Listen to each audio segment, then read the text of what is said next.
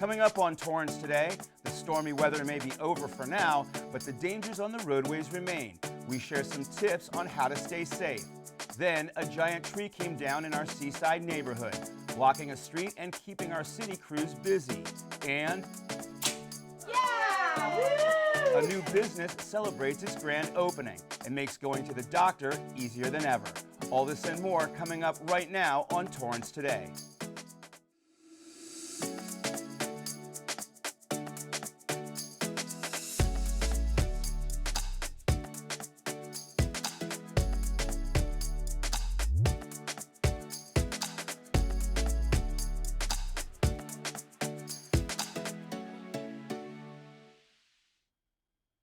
Welcome to Torrance Today.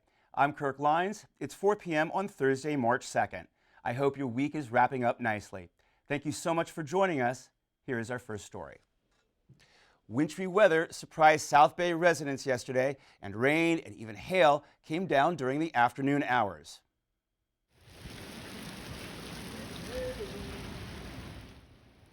Weather experts say these unusual conditions brought about a huge improvement in the state's drought situation, even compared to last week.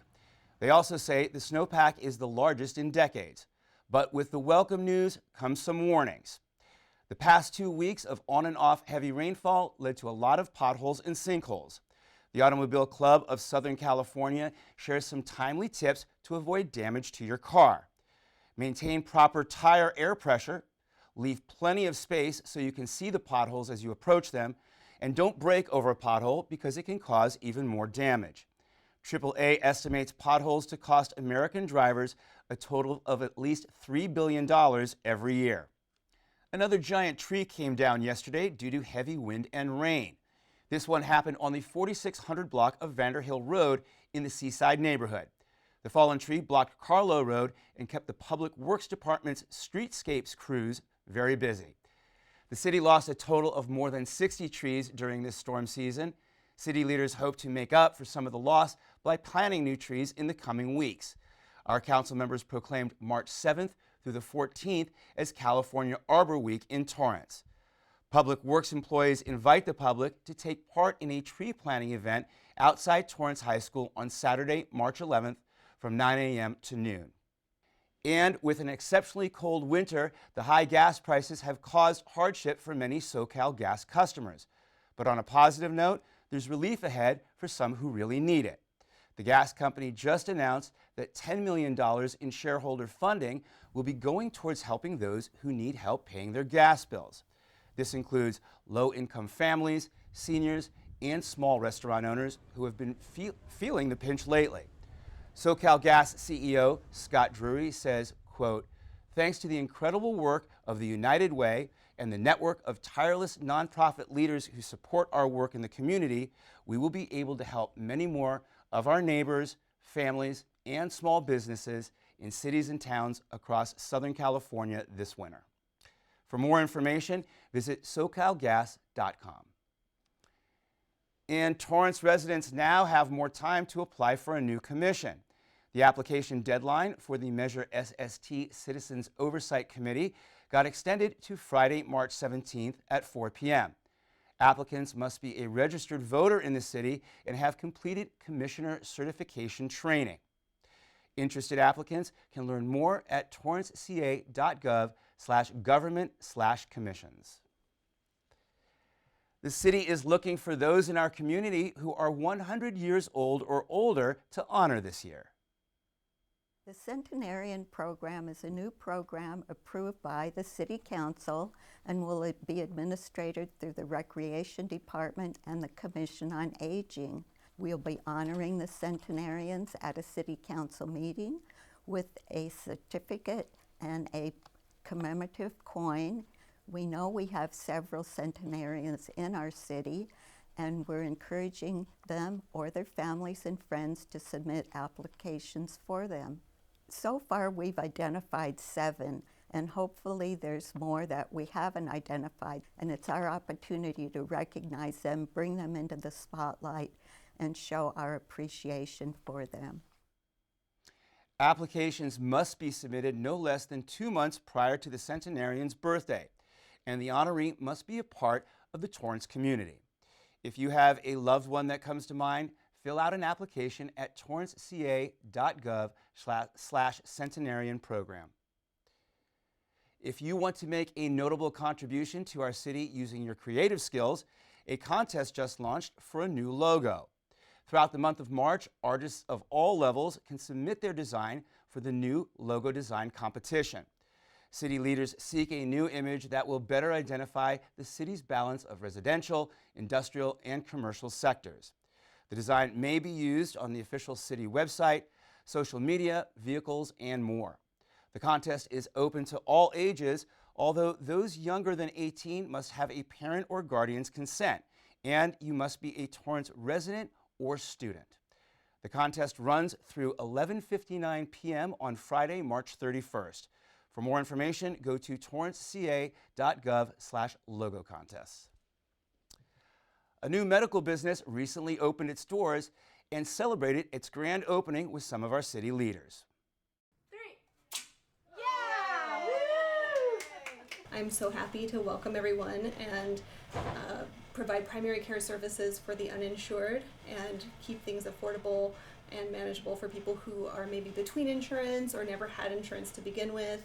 And as a Spanish-speaking provider and someone who's worked in the community for a number of years serving the uninsured or Medi-Cal populations, I just feel really honored and proud to be here today. Every community has those who get sick and they don't have insurance. What do they do? So this complements the entire city of Torrance. Dr. Hennessy says she created this practice this year after watching how the pandemic created more obstacles for patients to see their doctors. Her practice offers same-day, weekend, and video visits. She hopes more people can access the care they need when they need it. Another business is opening its doors, this one after a long pause. Chuck E. Cheese in North Torrance, located at 16920 Prairie Avenue, just wrapped up a big remodeling project and will celebrate tonight with a balloon drop presentation. The Family Fun Center offers arcade games, diverse menu options, and in-store performances from Chucky and his friends. Torrance has two locations, this one in North Torrance and another in South Torrance at 2821 East Pacific Coast Highway. As we head into the weekend, be sure to catch the latest episodes of Weekends in Torrance. On Friday, take a look at the latest Community Emergency Response Team, or CERT training, led by our Torrance firefighters, helping more residents to be prepared when the next big disaster strikes. Then, the Torrance Police Department welcomes its newest canine, a bloodhound named Tango, at a special swearing-in ceremony. And on Sunday, meet Patty Joy Neal, a 91-year-old tap dance instructor at the Torrance Cultural Arts Center who is retiring from her job after 22 years. All this and more on Friday, Saturday, and Sunday right here on Torrance City Cable. Still ahead, it's Thoughtful Thursday. Take a look at this beautiful doll display inside the Miyako Hybrid Hotel, signifying a special celebration for many people in our Japanese community, when we come back in 60 seconds.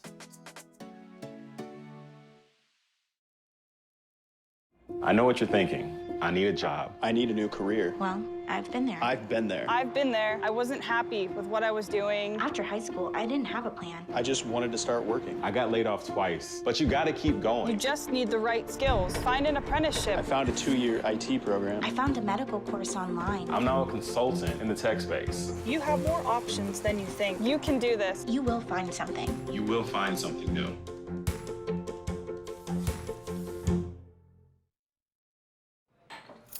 What do you think you're doing, Kevin? Was just gonna drive home.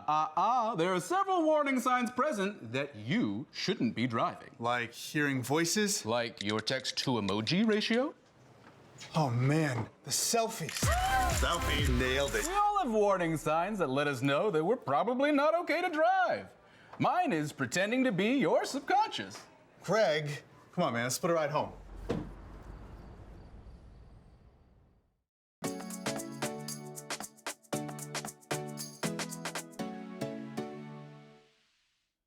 At the end of every episode of Torrance Today, we want to share a positive story that fits the theme for the day. On this Thoughtful Thursday, we visit the Miyako Hybrid Hotel, where a Japanese festival called Hina Matsuri is celebrated with a beautiful display of dolls. The dolls mean maybe good luck and prosperity and good health. So the top two, the female is the empress and the male is the emperor. And there are a lot of court people, like entourage, helping them, guiding to the right spirit. I think every girl has different style of dolls nowadays, but everybody has attachment to their dolls. And we try to present the Japanese style culture as much as possible. So any celebration like New Year, Hina Doll Festival Day, and the Boys' Day we have coming up in May. Christmas, yes, of course, we have to celebrate too, right? So we want to make the people come here feel like at home, and also like for the non-Japanese people, I want them to know more about our culture. Hina Matsuri is also known as Girls' Day or Dolls' Day. It's celebrated on March 3rd in Japan and honors the health and happiness of girls ages 10 and under. The hotel's restaurant, called Ise Shima, is also offering a special Hina doll bento deal all month long. We'll show you what it's like to experience Hina Matsuri on future episodes of Weekends in Torrance. And for more information, visit miyakohybridhotel.com. Well, that's our show for today. Let us know if you have a positive story to tell by emailing us at torrancetoday@torranceca.gov. Thank you for joining us. We'll see you back here on Monday with more news from and for our Torrance community. Have a great weekend.